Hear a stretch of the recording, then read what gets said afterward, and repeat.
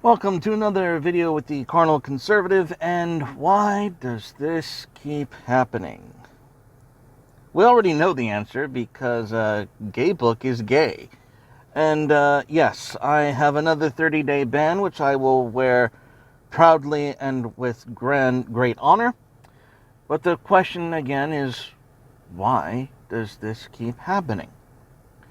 As you can see, I was banned for posting a YouTube link to Milo Yiannopoulos' interview with Westboro Baptist Church. Now, for the mere act of posting this link and voicing alliance with Westboro Baptist Church and their malignment in mainstream media, I was immediately flagged for supporting a hate group. Yes, the church of 70 odd people is, yes, significant enough to warrant a hate group flagging on Facebook. I don't know. You could honestly call them a hate group, but not in the. Just watch the interview. Go watch the interview and see it for yourself. I'm not going to justify or quantify. Just go ahead and watch it yourself. Anyways, but back to the question: why does this keep happening? Why is it that those who censor us feel emboldened to do so simply for posting a link to the discussion, to provoke debate and the exchange of ideas? Why is this censorship commonplace? Again, and I hate to hammer this home, it's because we don't enforce Christian morality. Now, I know that I'm going to have a lot of pushback on that notion because, you see, it's very odd because on one extreme, we have the horrors and the atrocities of socialism and communism.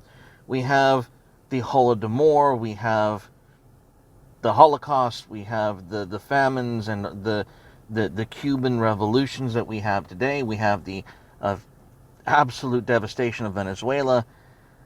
We have that on one side.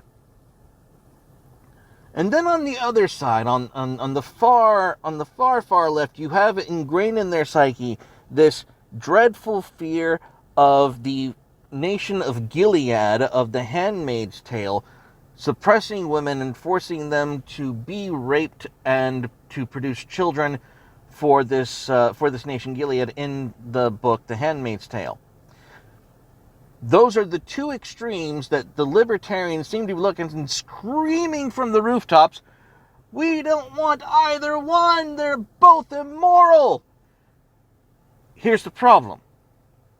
Gilead, the fictitious nation in the Handmaid's Tale book, is fucking fiction. The other horrors of communism and socialism are not fucking fiction. And so I'm grappling here with the complaints of the libertarians and the people who don't want to gatekeep and the people who are so scared of this militaristic far-right movement. I'm grasping to see where in reality this oppression might occur. And I was actually having a good conversation with my father in the car on the way to work because we now work together at the same place. That it's wonderful. Carpooling is great. Anyways, but because he's my father, he gives me perspective. And in this perspective, he said, you know, these Christian moral laws that we actually used to have were called blue laws, and they were commonplace up until the 60s. And we're not talking about, segregationist crap. No. That this was very basic laws like cohabitation with a member of the opposite sex was illegal. Basic shit. Which, from a Christian moral standpoint, it is, it makes sense. Thou shalt not fornicate. However, my father lived with these laws. He understands how they were implemented, and enforced. To suggest that my father lived through a tyrannical right-wing nationalistic hellhole is a fucking lie. He didn't. In fact, most people got along just great, despite the fact that most of these things were illegal. These laws were not rigorously and militarily enforced. And so I'm sitting here, I'm actually being given this historical perspective about how things actually work in, real life. And I'm starting to appreciate my position even more. And I'm really starting to wonder, where is the validation of the fears that people have if the Christian right were to finally gain a foothold and actually put their agenda forth?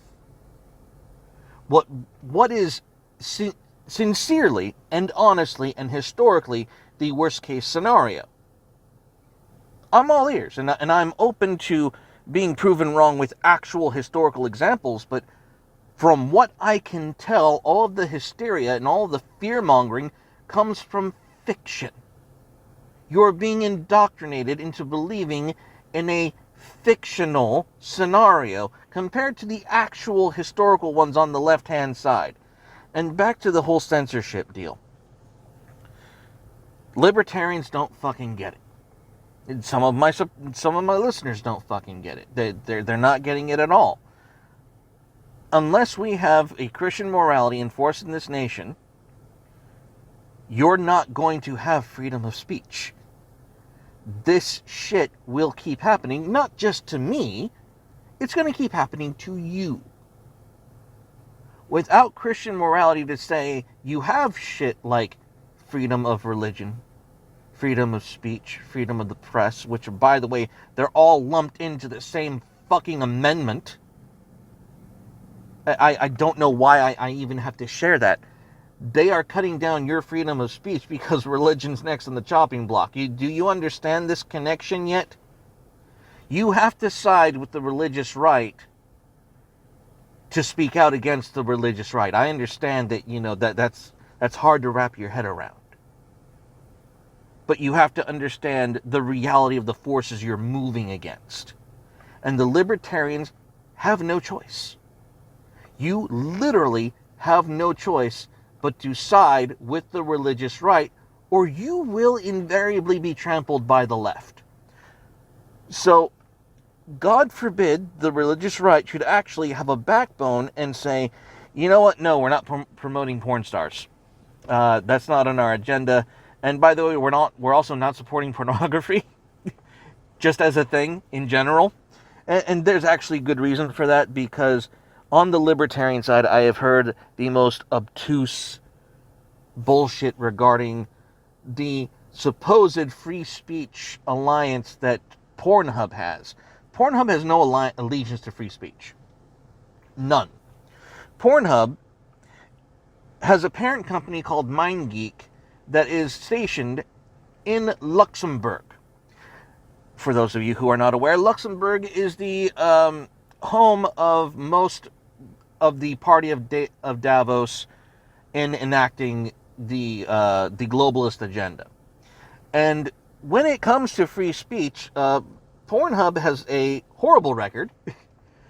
In addition to being caught pretty much red-handed in working or promoting people who engage in human trafficking, when they're called out for it on places where they're on their social media, Pornhub hides. And they hide so badly, they want to escape scrutiny so badly that they will put their own profile on private, and you cannot even tag Pornhub unless Pornhub follows your account. That's how locked down the trafficking hub hashtag forced Pornhub to be. And that's not principled. That's not a free speech position.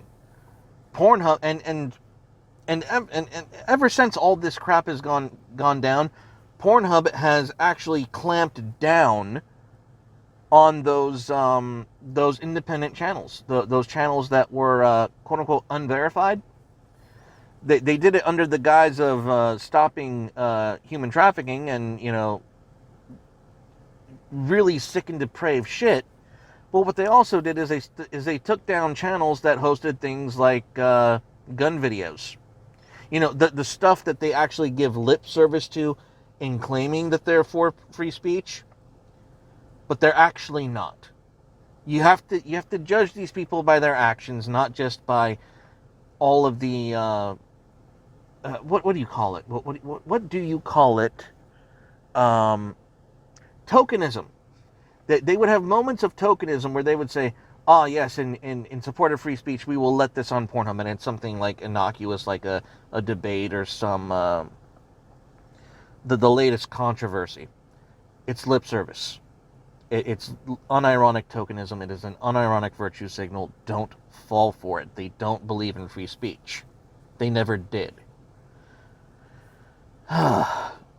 So I don't want to hear anything more about Pornhub trying to be like the free speech haven. It's not.